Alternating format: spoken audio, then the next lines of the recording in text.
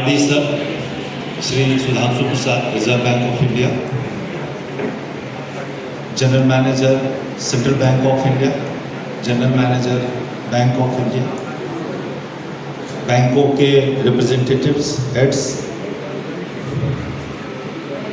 RM State Bank of India mister Santosh और सभी गणमान्य अतिथियों का मंच के नीचे आप सभी का बहुत बहुत स्वागत।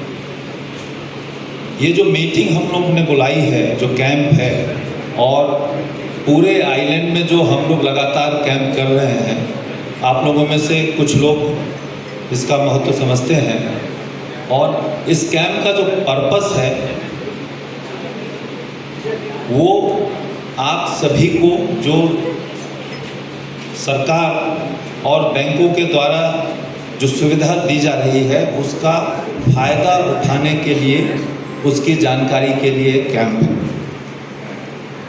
इस कैंप को जो सोशल सिक्योरिटी सैचुरेशन कैंप, जो सुरक्षित भारत, सिक्योर्ड इंडिया, इसका एम है।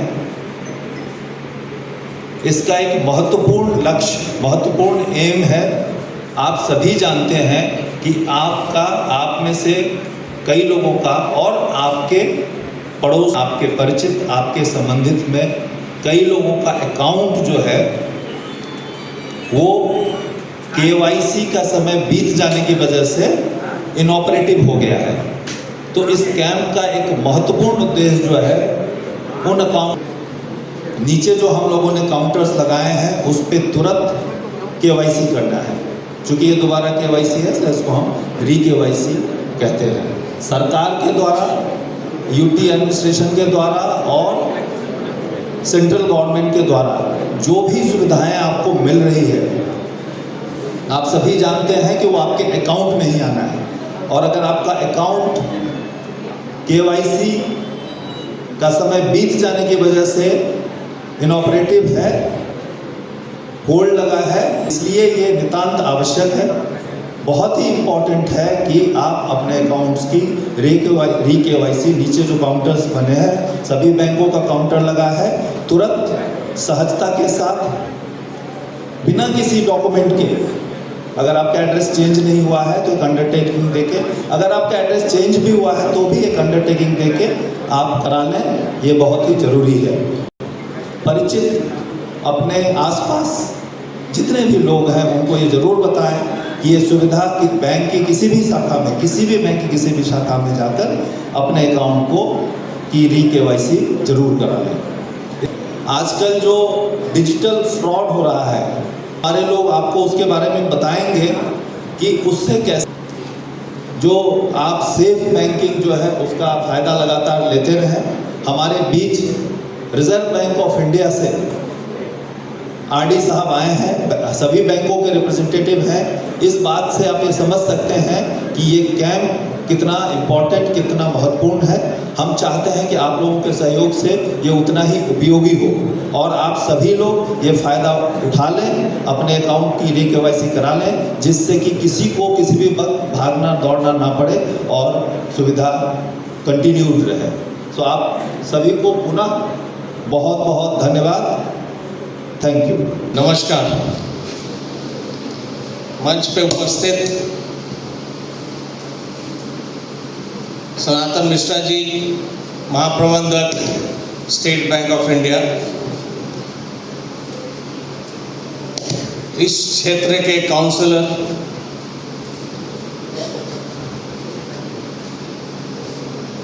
बाकी सारे बैंकों के आंचलिक पदाधिकारी और वरिष्ठ पदाधिकारी, और मेरे प्रिय भाइयों एवं बहनों,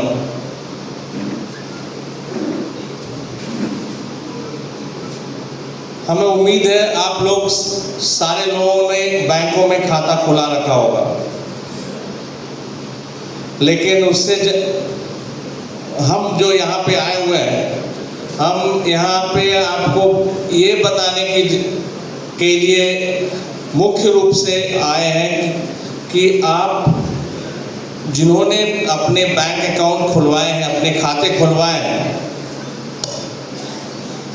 आपको उस खाते से क्या क्या महत्वपूर्ण बातें जानने की ज़रूरत है।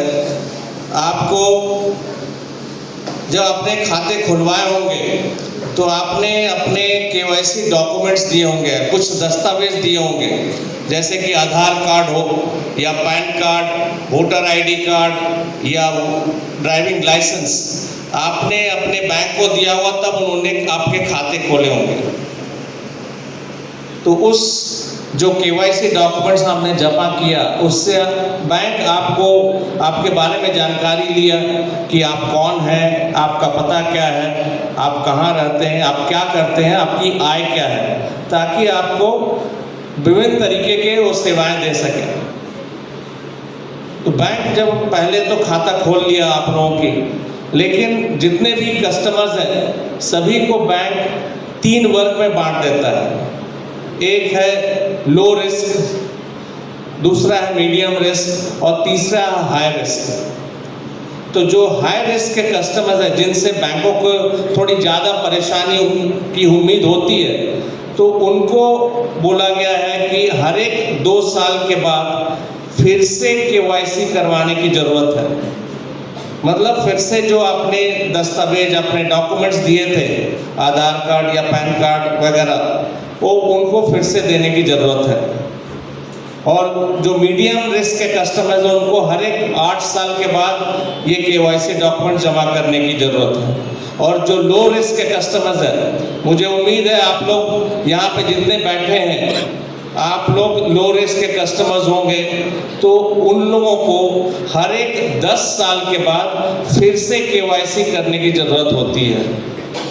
हमें याद है, हम लोग ज़्यादातर लोग भारत प्रधानमंत्री जन धन योजना के तहत हमने अपने अपने खाते खुलवाए थे। ये कब हुआ था? ये 2014 में हुआ था। आज 2025 है, तो हम 10 साल पूरे हो चुके हैं। इसलिए हमने सोचा सारे बैंक को हम आपके घर लाकर आपसे आग्रह करें कि आप फिर से अपना KYC करवाइए। इसीलिए हमने ये जो KYC मतलब हुआ फिर से KYC, हर एक 10 साल के बाद आप लोगों को करवाने की ज़रूरत है। अगर आप फिर से KYC नहीं करवाएंगे तो जो आपने खाता खुलवाया है उसका कोई लाभ आपको नहीं मिलने वाला। मतलब कि आपके खाते को इनऑपरेटिव बना दिया जाता है। आपके खाते में पैसे आएंगे लेकिन आप उसका इस्तेमाल नहीं कर सकते। आप अलग अलग तरीके के बैंकों की सेवा का इस्तेमाल नहीं कर सकते। तो इसीलिए ज़रूरत है KYC करने की।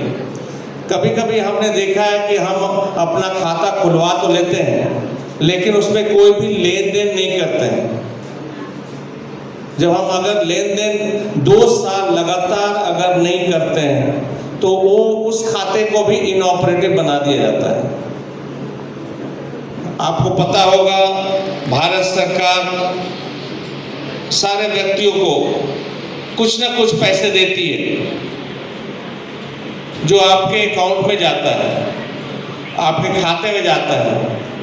और अगर आप KYC नहीं करवाए हुए हैं, आपका खाता जीवित नहीं है, तो आप उसको उस पैसे का इस्तेमाल नहीं कर सकते, उसको निकाल नहीं सकते, उसको कहीं भी आप ले जा नहीं सकते। सो सबसे महत्वपूर्ण बात है कि हमेशा आप लेन देन अपने खाते से करते रहें और KYC हर एक 10 साल पे या 8 साल पे या 2 साल पे, जैसा कि आप किस वर्ग में आते हैं। लो रिस्क 10 साल हुआ, मीडियम रिस्क 8 साल, हाई रिस्क 2 साल के बाद। इस मंच के तहत मैं सनातन साहब ने उन्होंने कुछ आपको फ्रॉड, साइबर सिक्योरिटी वगैरह वगैरह कुछ बोला उन्होंने। हम देखते हैं कि पेपर में पढ़ते हैं, टेलीविज़न में देखते हैं कि किसी के अकाउंट से पैसे चले गए, फ्रॉड हो गया, धोखाधड़ी हो गई। हमने कुछ भी नहीं किया फिर भी हमारे अकाउंट से पैसे चले गए। कभी कभी हम अपनी गलती से खुद ही पिन, OTP या पासवर्ड हम दूसरे को दे देते हैं। कभी कभी हमें कॉल आता है, और जो धोखाधड़ी करने वाले हैं वो आपसे कुछ जानकारी लेने की कोशिश करते हैं। ऑनलाइन ट्रांजैक्शन कोई करता है यहाँ पे? यूपीआई, गूगल पे, फोन पे, Paytm, debit card, credit card कोई करता है? यूपीआई सभी लोग करते हैं। मोबाइल से आप किसी भी दुकानदार के पास आप जाते हैं, उसको क्यूआर कोड स्कैन करते हैं और क्या करते हैं, एक पिन डालते हैं आप। जब वो पिन डालते हैं तो भी आपका ट्रांजैक्शन और आपका पेमेंट होता है। तो वो पिन बहुत इम्पॉर्टेंट है। जो ऑनलाइन ट्रांजैक्शन करते हैं अपने बैंक अकाउंट से या डेबिट कार्ड से या क्रेडिट कार्ड से, तो उनको एक ओटीपी आता है, एसएमएस में ओटीपी आता है जो उनको उस ट्रांजैक्शन को करने के लिए डालना पड़ता है। कभी कभी हमें पासवर्ड देने की ज़रूरत होती है, तो याद रखें पिन, ओटीपी, पासवर्ड ये आपके लिए बना है। आप ट्रांजैक्शन करेंगे तो ये डालने की ज़रूरत है, आपको इसे दूसरे को बताने की ज़रूरत नहीं है। हमने देखा कभी कभी आपको एसएमएस आता है अपने मोबाइल पे कि आपके एक लिंक भेजा जाता है, आपको बोलते हैं वो लोग इसको क्लिक करो तो आपको करोड़ रुपए मिलेंगे, लाख रुपए मिलेंगे, 1000 रुपए मिलेंगे। गलत बात है। कभी भी आपको पैसे कोई भी फ्री नहीं देता, पैसे कभी भी फ्री नहीं मिलते हैं, आपको काम करना, कुछ करना पड़ेगा। तो वो लिंक आप कभी भी क्लिक नहीं कीजिए। जो मैं बताया ओटीपी आता है आपके एसएमएस में ऑनलाइन ट्रांजैक्शन के लिए, तो वो जो लिंक है, कभी कभी ऐसे लिंक्स होते हैं अगर आपने दबा दिया, क्लिक कर दिया, तो जो भी ओटीपी है आपको ना आकर उस धोखाधड़ी करने वाले को चला जाता है और वो ट्रांजैक्शन कर लेता है। तो धोखाधड़ी से बचने के लिए ये जो credit card number, debit card number, account number, आपका पिन, ओटीपी, पासवर्ड, ये आपको अपने पास सुरक्षित रखने हैं, किसी को देना नहीं है। कभी कभी गलती से हम दे लेते हैं, हमने बहुत लोगों ने दिया है और धोखाधड़ी का शिकार हो गए हैं। कभी कभी हम नहीं भी देते हैं पासवर्ड, ओटीपी, पिन किसी दूसरे को, तो भी हमारे अकाउंट से पैसे कट जाते हैं। वो कभी कभी बैंक की गलती से होता है या सिस्टम की गलती से होता है। तो आपको क्या करना है, अगर कभी भी ऐसा होता है आपको पहले अपने बैंक को सूचित करना है। और अगर ये धोखाधड़ी आपकी गलती की वजह से नहीं हुआ है, तो आप अगर बैंक को 3 दिन के भीतर अगर सूचित करते हैं तो आपके सारे पैसे वापस कर दिए जाएंगे। अगर आप 4 से 7 दिन के भीतर आप बैंक को सूचित करते हैं तो आपके कुछ पैसे कटेंगे, बाकी पैसे लौटा दिए जाएंगे। और अगर 7 दिन के बाद अगर आप बैंक को सूचित करते हैं तो बैंक के नियम के अनुसार आपको पैसे मिल भी सकते हैं, नहीं भी मिल सकते हैं, वो बैंक के नियम के अनुसार निर्भर करेगा। इसके अलावा अगर आपके साथ कोई भी फ्रॉड होता है तो आप भारत सरकार के एक टोल फ्री नंबर है 1930 1930, इस नंबर पे कॉल करके आप अपना कंप्लेंट, अपना शिकायत उस पर करना है। तो बैंक सरकार जो है, भारत सरकार, वो साइबर क्राइम पुलिस को ये बता देती है और साइबर क्राइम पुलिस अपने हरकत में लग जाती है ताकि आपके पैसे वापस करा सके। कभी कभी हम जितने भी बैंक हैं वो आपको जितने भी तरीके के सेवाएं देते हैं, हम कभी कभी खुश नहीं होते हैं।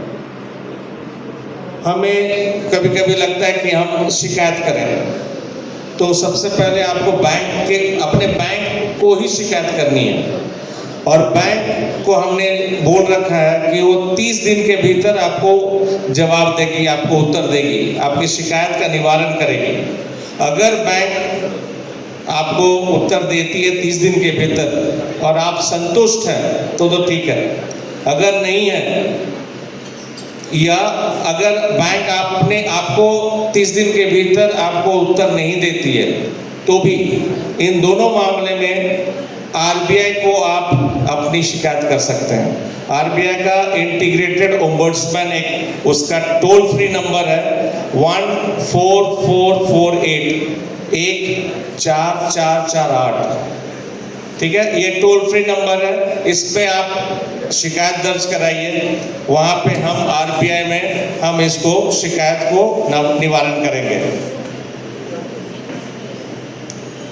आज भी यहाँ पे किसी बैंक किसी भी कस्टमर्स को अगर कोई शिकायत करनी है किसी बैंक के विरुद्ध या कोई जानकारी लेनी है बैंकिंग सिस्टम से रिलेटेड, तो भी आपको यहाँ पे माइक दिया जाएगा। आप अपनी जानकारी ले सकते हैं फोन बोलकर। हम यहाँ बैंक हैं, सारे बैंक यहाँ उपस्थित हैं, आपको जवाब देगी, आपका जो भी शिकायत है उसको सॉल्व करेगी, निवारण करेगी। कभी कभी जैसे आप लोग एटीएम से अपने एटीएम कार्ड से पैसे निकालते हैं कि नहीं निकालते हैं? निकालते हैं। कभी कभी हमने देखा है आपका अकाउंट से पैसे कट जाते हैं लेकिन वो मशीन पैसे नहीं निकालती है। होता है कि नहीं? कभी कभी होता है। तो ऐसे ट्रांजैक्शन को हम बोलते हैं फेल ट्रांजैक्शन। ट्रांजैक्शन फेल हो गया। कभी कभी हम ऑनलाइन ट्रांजैक्शन करते हैं तो भी ऐसा ही होता है, आपके पैसे कट जाते हैं लेकिन दुकानदार को या अगले व्यक्ति को पैसे नहीं मिल पाते। तो ऐसे ट्रांजैक्शंस को हम फेल ट्रांजैक्शन बोलते हैं। तो हमने बैंकों को बोल रखा है और सिस्टम्स में रख रखा है ऐसा चीज कि आपको 1 से 5 दिन के भीतर वो पैसे वापस कर दिए जाएंगे। अगर 1 से 5 दिन के भीतर आपके पैसे वापस नहीं होते हैं तो आपको हर एक दिन के लिए 100 रुपया अतिरिक्त दिया जाएगा। पैसे तो वापस किए जाएंगे लेकिन 100 रुपया अतिरिक्त भी एक्स्ट्रा भी दिया जाएगा। हम कभी कभी क्या करते हैं, अपने अकाउंट तो खुलाते हैं, बहुत सारे बैंक्स में हमने अकाउंट खुला रखा है, हर एक लोग खुलाते हैं। तो हम कभी कभी अपने खाते के बारे में भूल जाते हैं, पैसे रखे हैं लेकिन हमने उसको इस्तेमाल नहीं किया, निकाला ही नहीं। और अगर 10 साल बीत गए तो बैंक उस आपके जितने भी खाते में पैसे हैं, बैलेंस हैं, वो बैंक आरबीआई को दे देती है। और आरबीआई उसका, जैसे हम यहाँ पे आपको जानकारी दे रहे हैं, बहुत सारी जानकारियाँ उससे उस पैसे के इस्तेमाल करके करती है।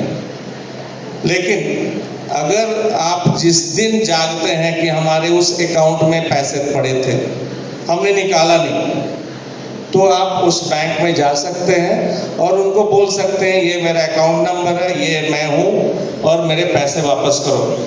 बैंक आपको तुरंत आपको पहचान करके आपके पैसे वापस कर देंगे और फिर बैंक आरबीआई से पैसे लेगी वापस।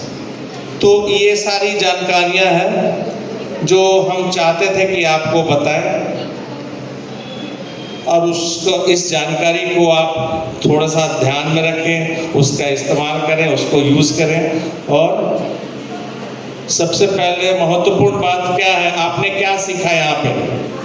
हमने काफ़ी कुछ बोला, सनातन मिश्रा जी भी उन्होंने भी काफ़ी कुछ बोले। किसी ने कुछ सीखा कि नहीं सीखा? सबसे महत्वपूर्ण क्या बातें सीखी? किसी को नहीं देना चाहिए, किसी से शेयर नहीं करना चाहिए और केवीसी पहले कराना चाहिए। री-केवाईसी सबसे महत्व, आपको री-केवाईसी करना, ठीक है, सबसे महत्वपूर्ण बात यह है। इसीलिए हम यहाँ पे हमने देखा है, जो हमारे पास जानकारी है, करीब करीब यहाँ 20,000 अकाउंट्स पेंडिंग है री-केवाईसी के लिए। तो मतलब 20,000 लोग अपने खाते को इस्तेमाल नहीं कर पा रहे हैं। और इस ब्लॉक में करीब 9,200 अकाउंट्स हैं जो पेंडिंग है री-केवाईसी के। तो आप लोग से अनुरोध है, आप आज ही यहाँ पे री-केवाईसी करना है।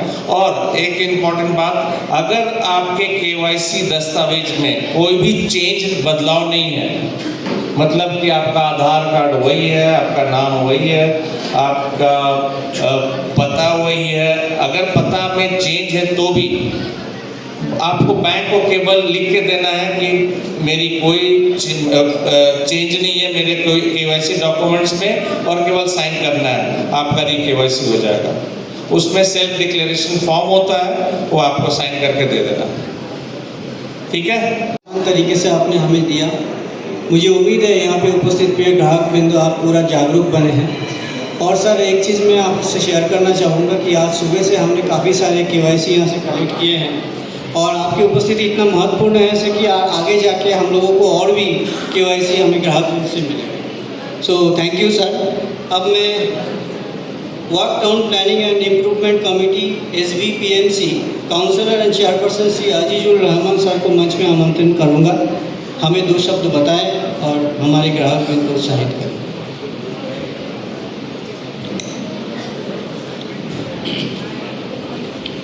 नमस्कार। RBI के डायरेक्टर कोलकाता रीजनल के हेड सुधांशु प्रसाद जी का मैं इस मंच से हार्दिक स्वागत और अभिनंदन करता हूँ। सर, आप इतनी दूर से हमारे आइलैंड पे आकर जो सिर्फ KYC अपडेट करवाने के लिए खुद आप पर्सनली यहाँ पर आकर हमें बताएं। ये मैसेज भी अभी हमें पता चला कि 20,000 लोग जो है यहाँ पे अभी तक जो है KYC अपडेट नहीं करवाए, और 9,000 कुछ इस एरिया इस सिटी से जो है अपडेट नहीं करवाए। तो मैं सभी से रिक्वेस्ट करूँगा कि अपने अपने खाते को जो है अपडेट करवाइए और उसको इस्तेमाल में लेकर आइए। और भारत सरकार की बहुत सारी योजना है, जीवन ज्योति बीमा योजना, इसका भी जो है आप सब जो है लाभ उठाइए। क्योंकि 2 दिन पहले ही मेरे पास एक औरत और उसकी बेटी आई थी, उसके हस्बैंड ने सुसाइड कर लिया था, और वो बहुत ही गरीब फैमिली थे, उनके पास किराया देने तक का भी पैसा नहीं था घर का। तो मैंने SBI के स्टाफ को भी रिक्वेस्ट किया, ये जो बीमा योजना लेते हैं प्रधानमंत्री द्वारा जो दिया गया है भारत सरकार की तरफ से, ये 425-30 रुपये का जो है आपका बीमा दिया जाता है, और ये अकाउंट से ही आपका जो है हर साल जो है कट जाता है 425 रुपये। वो सिर्फ रिन्यू नहीं होने के कारण जो है आज उस व्यक्ति को जो है, उनके फैमिली को जो है वो 2 लाख रुपए का लाभ नहीं मिल रहा है।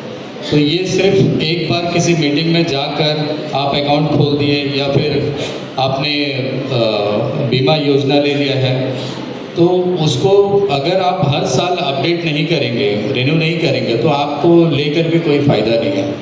तो ये जो सुविधा उनको मिलने वाली थी वो नहीं मिल रहा है। तो मैं सभी से रिक्वेस्ट करता हूँ, जो भी भारत सरकार द्वारा जो आप तक बैंक के थ्रू से जो भी योजना दिया गया है उसका लाभ उठाइए। और थैंक यू सर, और सभी बैंक्स को मैं धन्यवाद करना चाहता हूँ कि हमारे एरिया में आप आए और इतने अच्छे प्रोग्राम को जो है संबोधित किए। Thank you sir.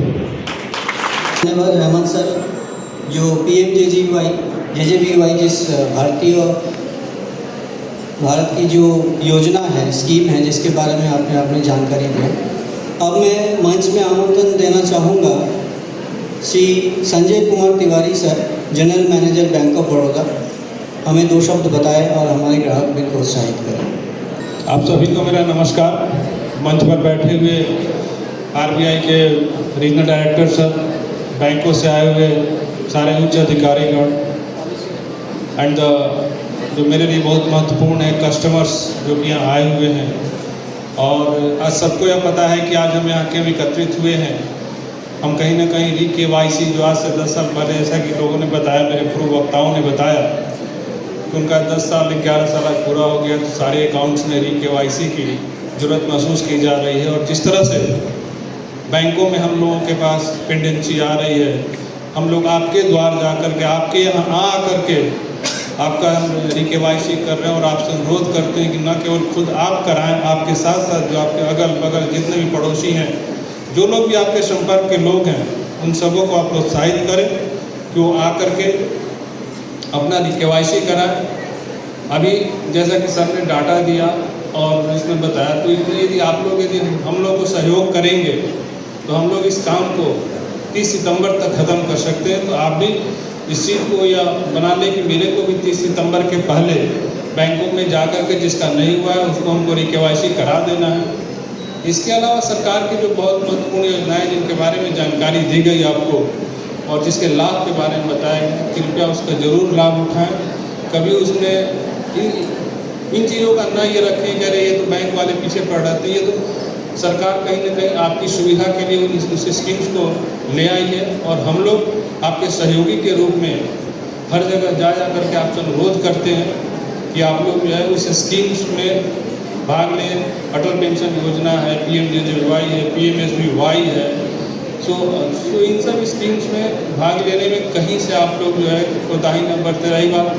और उसके प्रीमियम इतने कम हैं कि मार्केट में आप किसी भी इंश्योरेंस कंपनी के पास यदि जाते हैं तो उसमें बहुत ज़्यादा प्रीमियम लगता है, बट इसमें क्या है 2 चाय के पैसे हैं साल भर के और उतना ही में आपका पूरा इंश्योरेंस हो जाता है। और इंश्योरेंस नहीं हो जाता उसमें अच्छी खासी रकम, जैसा कि सर बता रहे थे कि किसी का डेथ हुआ और उसमें उनको बताइए उस समय वह रकम मिली होगी उस परिवार को, तो उनको कितना अच्छा लगा होगा।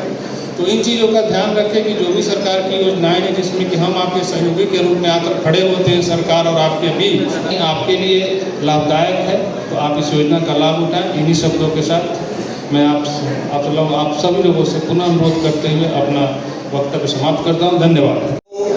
एक जानकारी मैं आप लोगों के साथ शेयर करना चाहूँगा कि अंडमान एंड निकोबार में टोटल 225 ऐसे क्लेम्स हमारे पास रजिस्टर हुए थे और हमने 225 आज के दिन में उसको सेटल कर चुके हैं। और यहीं पे उपस्थित ऐसे 3 शख्स हैं जिनके परिवार ने PMJJY यानी प्रधानमंत्री जन धन बीमा योजना का लाभ उठाए थे। वो हर साल 436 रुपये करके अकाउंट से हम लोग वहाँ से लेते थे और उनका एक सुरक्षा बीमा किए थे, जिसके दौरान हमारे यहाँ पे जो मुख्य अतिथि है श्री सुधांशु प्रसाद साहब, मैं सबसे पहले मंच में आमंत्रण करता हूँ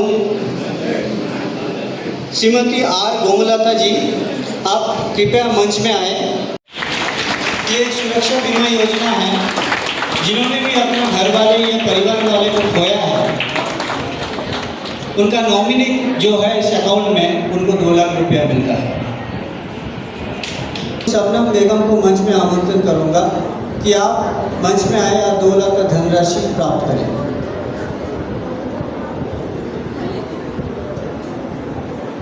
इन्होंने भी अपना प्रियजन को खोया है और जो इंश्योरेंस इन्होंने किया था उसके दौरान उनको 2 लाख रुपया प्राप्त हुआ।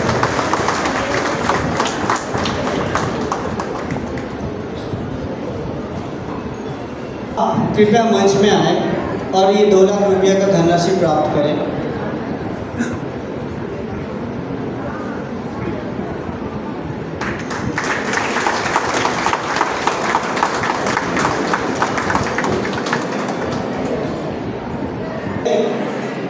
हमारे लीड बैंक के चीफ मैनेजर श्री के रविशंकर महोदय, उनको मैं आमंत्रण करूंगा आप वोट ऑफ थैंक्स से इस अनुष्ठान का अंत करें। First of all, the importance of this meeting is being reiterated by the very presence of our regional director RBI. He has come all the way down from Calcutta and has given us a lively session. His exhortation for grievance redressal, cautious approach to banking, and importance of KYC.